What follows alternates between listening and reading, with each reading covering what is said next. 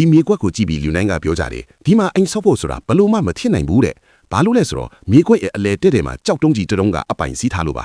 ဒါပေမဲ့ကျွန်တော်တို့ရောက်လာတဲ့အချိန်မှာတော့ဒါဟာအခွင့်အရေးတစ်ခုပဲလို့မြင်ခဲ့တယ်ဒီကြောက်တုံးကြီးကအရာအားလုံးကိုပိတ်ဆို့ထားတာပါအပေါ်ကနေဖိချလို့လည်းမရရှန်ကွင်းသွားလို့လည်းမရဘူးအိမ်ဆောက်ခြင်းဒီကောင်ကြီးကိုအရင်ရှင်းမှရမှာပါဒါကြောင့်ဒီပြဿနာကိုအပြတ်ရှင်းဖို့အတွက်စိတ်ရန်တရားကြီးတွေကိုခေါ်ခဲ့ရပါတယ်စက်မကြည့်ခင်ဗီဒီယိုလေးကို like ပေးပြီး follow လုပ်ထားပေးပါဦးဘာလို့လဲဆိုတော့ကျွန်တော်တို့စီမှာအစကနေအဆုံးထိပြောင်းလဲသွားပုံတွေကိုအမြဲတင်ပေးနေလို့ပါဗီဒီယိုလေးကို like comment နဲ့ share လေးလုပ်ပေးကြပါဦးပြီးတော့ဘယ်မြို့ကနေကြည့်နေလဲဆိုတာကိုလည်းပြောပြပေးခဲ့ပါဦးနော်